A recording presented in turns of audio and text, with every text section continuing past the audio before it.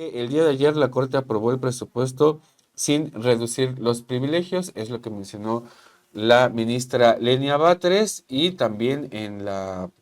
página de la Suprema Corte de Justicia está esta nota de prensa sobre la reunión que tuvieron el día de ayer. El presupuesto autorizado a la Suprema Corte fue de 5.208.5 millones de pesos, que representa en términos reales una disminución del 13% respecto a lo que fue autorizado en 2024. Este presupuesto que acabo de decir es el que tendrá para 2025. Sin embargo, el día de ayer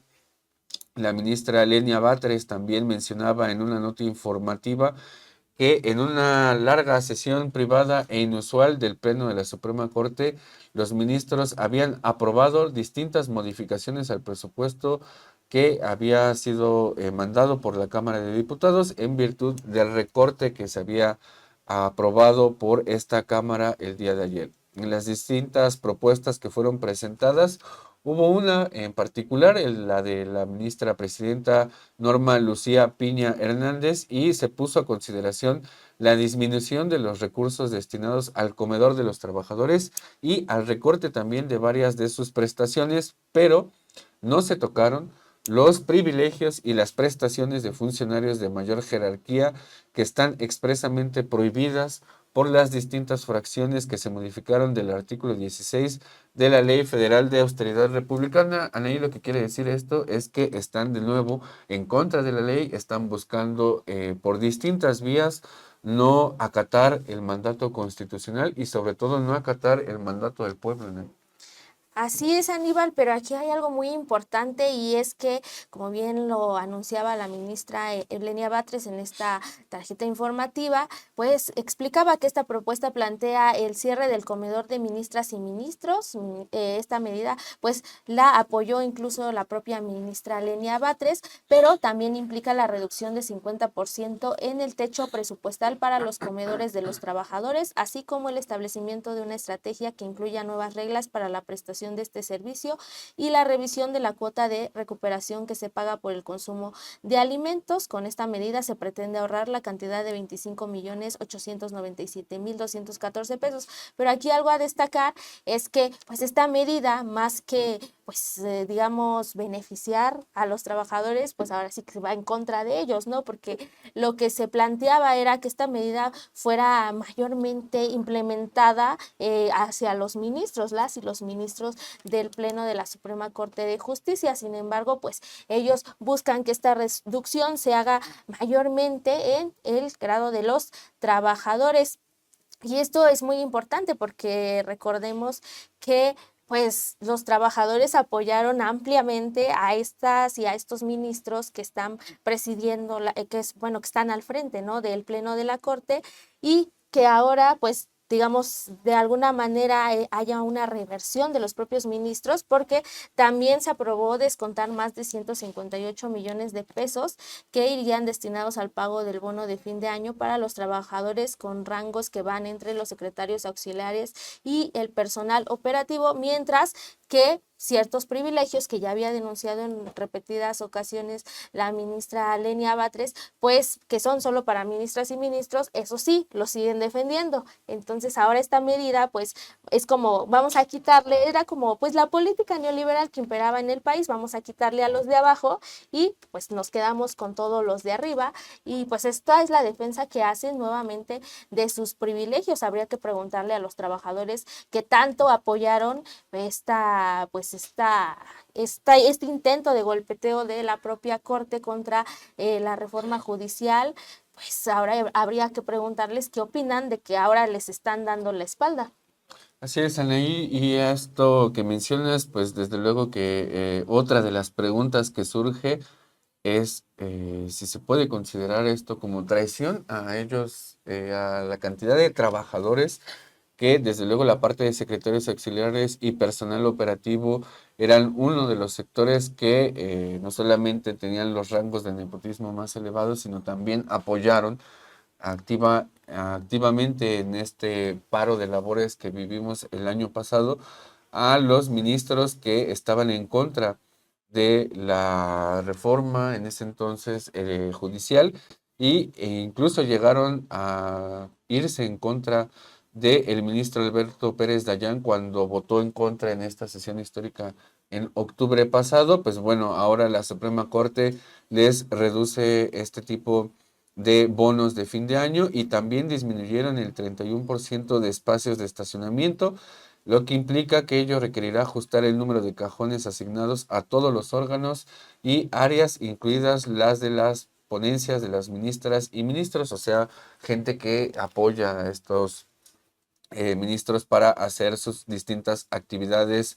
en el Poder Judicial. En contraste, la ministra presidenta también propuso mantener un área especializada para la atención a ministros y exministros, el seguro de separación individualizada, lo que implica un gasto de 204.988.949 pesos, esto al servicio de telefonía celular para altos funcionarios, que implicará 1.939.948 pesos, la asignación de vehículos que son totalmente innecesarios, como las camionetas con blindaje para la movilización de los distintos miembros de la Suprema Corte de Justicia, la asignación también para comidas a favor de los ministros, lo que implica también fuera del comedor interno, los medicamentos que no son provistos por el seguro, que además es un seguro privado de gastos médicos mayores, entre otro tipo de privilegios que se aprobaron el día de ayer y que, bueno, siguen buscando este tipo de aspectos, no están acatando las distintas disposiciones que se hicieron y también lo veíamos incluso en la conferencia del día de hoy y lo preguntó también nuestra compañera Nancy Flores respecto a los fideicomisos que, pues bueno, ya se devolvieron y está esta cuestión de saber quién es o qué institución es la que no está devolviendo estos fideicomisos y estos recursos a la tesorería de la Federación. Así es, Aníbal, y pues así como lo mencionábamos, este tipo, pues son privilegios, ¿no? Para las y los ministros, porque al final del día, cuando ellos se retiran, se llevan todo esto, siguen teniendo pues estos privilegios, siguen teniendo estas camionetas blindadas, siguen conservando este tipo de cuestiones y por eso, pues la ministra Lenia Batres, por lo menos ella, pues sí propuso que mejor fueran estos los conceptos que se suprimieran en vez de tocar lo correspondiente con el bono de los trabajadores operativos y el presupuesto que es para su comedor, es decir, pues quitarle a los de arriba, que es lo que se ha estado buscando desde un inicio y que pues, ellos siguen aferrándose a que no sea así, las y los ministros siguen aferrándose a que esto pues no sea así y preservar estos privilegios que, como bien decía, pues se los van a llevar cuando se vayan.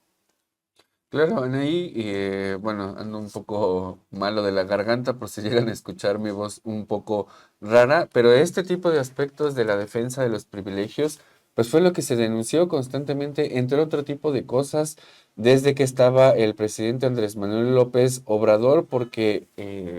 no podía, y eso lo ha dicho también en distintas ocasiones la presidenta Claudia Sheinbaum, no puede haber gobierno rico con pueblo pobre. Desde que por dedazo el expresidente Ernesto Zedillo Ponce de León quita a los ministros de la Suprema Corte de aquel entonces, pone a nuevos ministros, desde esa época, desde 1994, pues constantemente la Suprema Corte de Justicia no hizo grandes aspectos a favor del pueblo de México, no hizo resoluciones judiciales que tuvieran como último fin el beneficio de la población, tampoco el respeto de derechos humanos, porque vimos constantemente desde aquel sexenio de Ernesto Zedillo y después el de Vicente Fox, Felipe Calderón, Enrique Peña Nieto, cómo pasaron distintas luchas del pueblo mexicano por mayor democracia, por defensa de derechos sociales, laborales, económicos, y en ninguna ocasión la Suprema Corte de Justicia hizo algo en torno a defender este tipo de aspectos, avalaron constantemente las distintas transformaciones y estas reformas estructurales que vinieron desde la época neoliberal, desde 1982, pero particularmente desde esa época de el expresidente Ernesto Zedillo. Desde entonces avalaron las distintas reformas estructurales que le fueron dando forma al sistema político económico y social de este país, y ahora vienen con este tipo de aspectos. No quieren acatar las distintas disposiciones, siguen defendiendo sus privilegios e incluso llegan al grado de hacer este tipo de reuniones de la Suprema Corte de Justicia, en donde, lo dice la ministra Lenia Batres, inusualmente tan larga para poder defender, y privada además, para poder defender sus privilegios, Ani.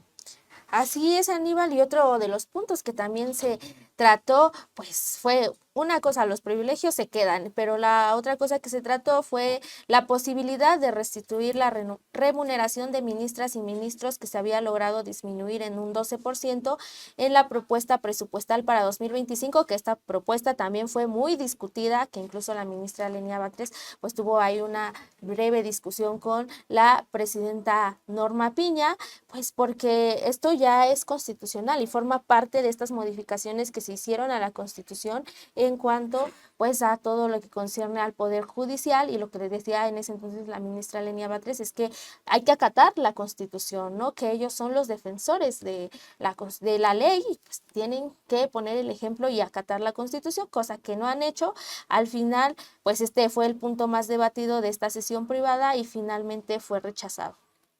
Claro, Anaí, y también, pues bueno, hay que recordarle a la audiencia que constantemente en el Poder Judicial, y también le preguntaron eso hoy a la presidenta de México, esta defensa de la carrera judicial que tenían constantemente los miembros del Poder Judicial, que en realidad lo que es, digamos, es el eufemismo para no decir que lo que están defendiendo pues es precisamente el nepotismo que alcanza casi al 50% de los miembros del Poder Judicial.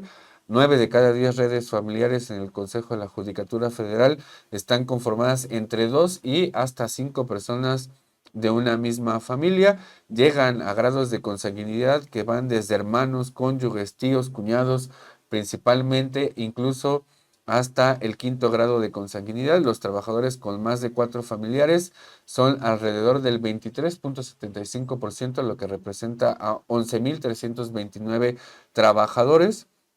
Un total de 24.546 miembros del Consejo de la Judicatura tienen por lo menos un familiar laborando en la institución, y hay que recordar también que en 2024 la ministra presidenta Norma Piña presentó un informe sobre la reforma integral al sistema de justicia en México, y en donde dijo que se redujo solamente un 12% al personal con relaciones familiares, quedando en 16.639 miembros, que se redujo a partir de este 50% que había dicho al inicio. Y bueno, retrata desde luego de cuerpo entero a el Poder Judicial, no solamente por la parte que tiene que ver con esta expresión del nepotismo, sino también las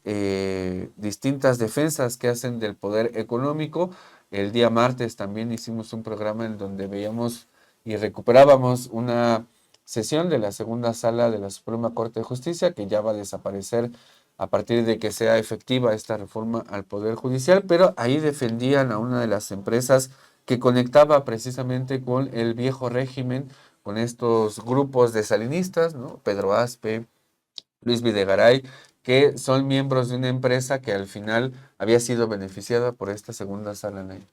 Así es, Aníbal, y este tipo de cuestiones solamente hace evidente una vez más que era necesaria esta democratización del Poder Judicial, y nuevamente vuelve a ser evidente pues este tipo de resistencias que se tenían al interior de la Corte, sobre todo en el grado de ministros y ministras, que eran quien pues están sacando más dinero, y pues a estos ministros que se van, a quienes también les tendremos que seguir pagando estas pensiones vitalicias que además pues son millonarias y que pues se las pagaremos de por vida, ¿no? Que era parte de todo esto que ellos querían seguir defendiendo, y por eso necesitamos pues, ministras, ministros que entiendan que al pueblo pues le deben, ¿no? También pues un trabajo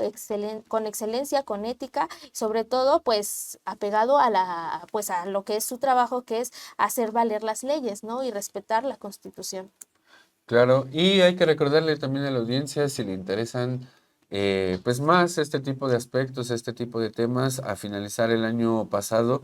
Se publicó en la revista Contralínea una serie de 3 artículos que tenían que ver con la judicialización de la política que hubo en México desde el sexenio del expresidente Andrés Manuel López Obrador y que el último lleva por título Ministra Piña detrás de la judicialización contra gobierno de AMLO. Ahí se recuperaban varios aspectos que tienen que ver con esta defensa de los privilegios, pero también las distintas vías que adquirió esto que vimos en aquella ocasión como el lawfare, esta guerra judicial y mediática, en la cual dábamos cuenta de la cantidad de suspensiones, de amparos, de las leyes que se aprobaron desde el sexenio del expresidente Andrés Manuel, también de las distintas oposiciones que hubo a obras de infraestructura, en fin, fue una forma de sintetizar un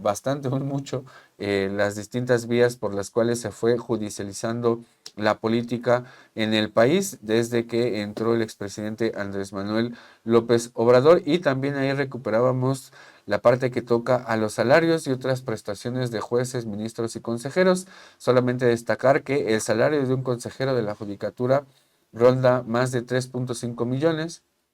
el de un magistrado 2.5 millones, el de un juez de distrito 2.3 millones, y la parte más relevante pues desde luego que eran los seguros personales, 43,423 pesos para un consejero de la judicatura,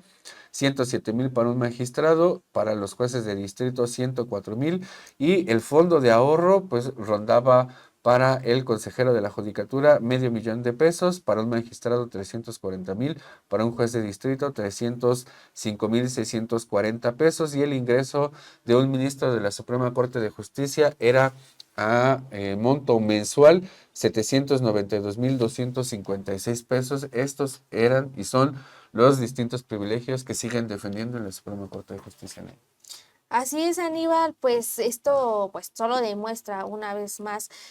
no solo como hablabas, el nepotismo, este tipo de pues defensa de lo que, privilegios, porque son cosas que honestamente pues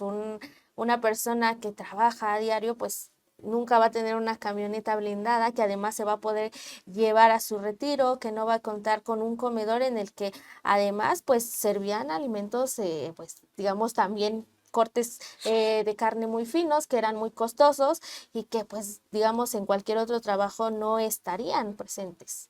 Así es, tampoco dan aguinaldos de la misma forma como se los llevan en la Suprema Corte de Justicia de la Nación. Ningún trabajador en este país tiene esa cantidad de prestaciones, y ahí,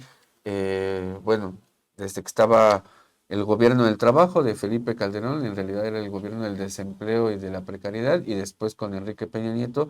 que intentaron darnos el eufemismo de que estaban democratizando las condiciones de trabajo, cuando en realidad lo que estaban haciendo era precarizar mucho más el trabajo. Pues no le llegó la democracia del desempleo ni de la reducción de privilegios a la Suprema Corte de Justicia, y hasta la fecha eso sigue sin suceder.